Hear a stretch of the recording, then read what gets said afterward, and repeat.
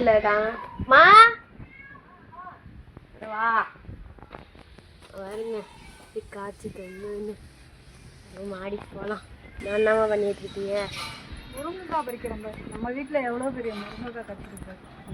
வேறுங்க மரத்துலலாம் மாதிரி எவ்வளோ முருங்கைக்காய் இருக்குது வேறுங்க கொலை கொலையாக தொங்குது. இப்போ வந்து முருங்கைக்காய் சீசனால வேறு முருங்கைக்காய் தான் வச்சுருக்கு. நம்ம வீட்டில் இதை விட பெருசாக காய்க்கும். இப்போ மழை பெஞ்சனால இப்படி ஆயிடுச்சுல சின்னதாக தான் இருக்கும். இதை வச்சு நம்ம வந்து இன்னைக்கு சாம்பார், எப்போவும் மீன் குழம்பு தானே செய்கிறோம். இன்றைக்கி வந்து சாம்பார், முருங்கைக்காய் சாம்பார், வேறு எதுவுமே போடாமல் முருங்கைக்காய் மட்டும் போட்டு சாம்பார் செய்யலாம். ஆமா சாம்பார் செய்யலாம். போகலாம்.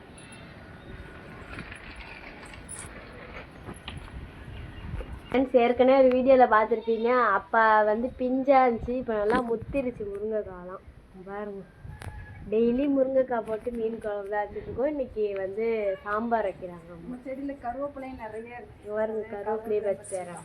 கருவேப்பிலை சாம்பார் காமிக்கலாம்.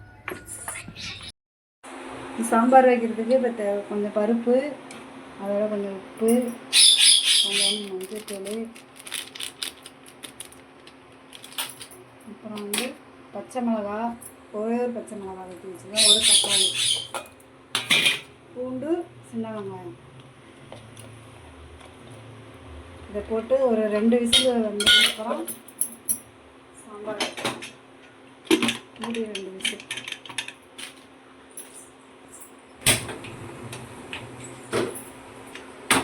விசில் வந்தானே பார்ப்போம். பருப்பு 2 விசில் விட்டு நல்லா வெந்துருச்சு.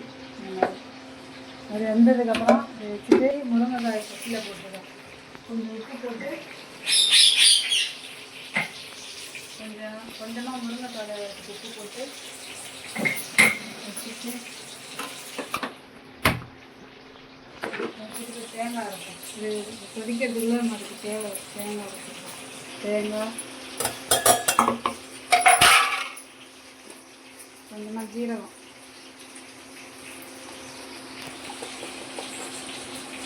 போட்டு இதை மிக்சியில் போட்டு அரைச்சிடுவோம். என்னது அது பக்கத்து அடுப்பில்? இது வந்து மீன் 65. எல்லா வீட்லேயும் சாம்பாருக்கு வந்து பொரியல் தான் பண்ணுவாங்க, ஏதாவது கூட்டு. நம்ம வீட்டு ஸ்பெஷலாக மீன் 65. மீனா?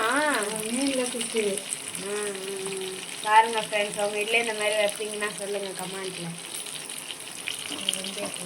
அரைச்சி தேங்காய் இது போல் அரைச்சி வச்சுக்கோங்க. இதை கொஞ்சம் கொதிச்சதுக்கப்புறம் நம்ம பருப்பு ஊற்றி செய்யலாம். முருங்கைக்காய் நல்லா இப்படி கொதித்து வந்ததுக்கப்புறம், தண்ணி கொதிச்சதுக்கப்புறம் இந்த பருப்பு வச்சுருக்கோம்ல, வேக வச்சுருக்க பருப்பு மாதிரி நல்லா குழஞ்சி வெந்ததுக்கப்புறம் இதை அள்ளி எடுத்துக்கணும். அதுக்கப்புறம் கொஞ்சம் சாம்பார் பொடி,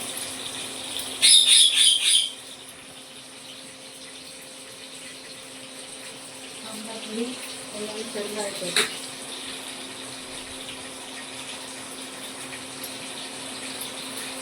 விட்டு நல்லா கிண்டி நல்லா கொதிச்சதுக்கப்புறம் தேங்காய் ஊற்றணும். மசாலாலாம் நல்லா கரையணும். கொதிச்சதுக்கப்புறம் இப்போ தேங்காய் அரைச்சி வச்சுருக்கோம். தேங்காயும் ஜீரகம் அது போடணும்.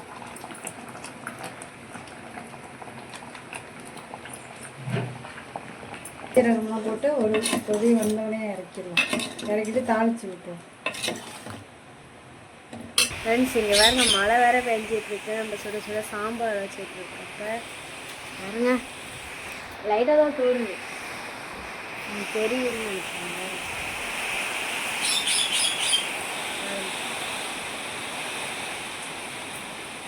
பாருங்க, அதுக்குள்ளே நம்ம வீட்டுக்கு எவ்வளோ தண்ணி வந்துருச்சு.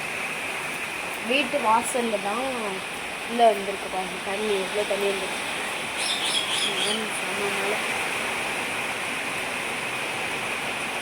இது பாருங்க, நம்ம மீன் டான்ஸ் ஆடிட்டு இருக்கோம். பாருங்க பாருங்க.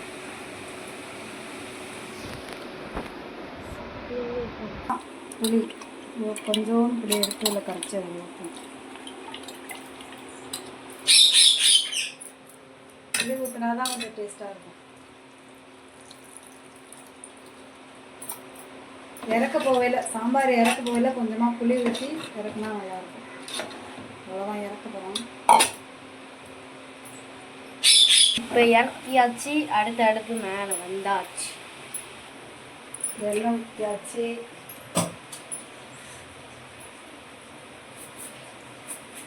எண்ணெய் சூடாகணும்னா கொஞ்சம் கடுகு போட்டுப்போம். ஒரு 3 காஞ்ச மிளகாய் வச்சு போட்டுப்போம்.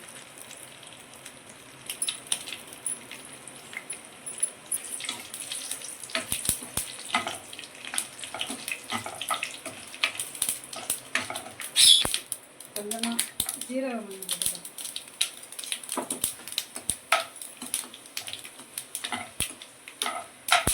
இதுக்கப்புறம் கொஞ்சம் வெங்காயம்,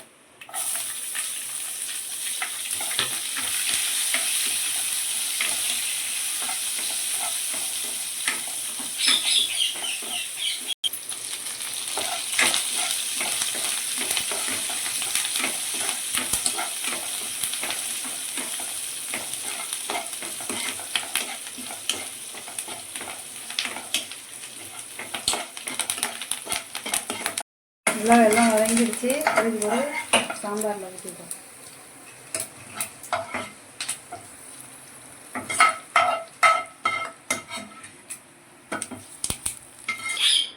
அவ்வளோதான், சாம்பார் ரெடி ஆயிடுச்சு. சாம்பாருக்கு தொட்டுக்க வந்து மீன் 65.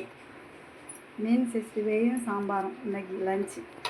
அவ்வளோதான். இந்த வீடியோ உங்களுக்கு பிடிச்சிருந்துச்சுன்னா லைக் பண்ணுங்கள், ஷேர் பண்ணுங்கள், கமெண்ட் பண்ணுங்கள். மறக்காமல் நம்ம சேனலை பாய்.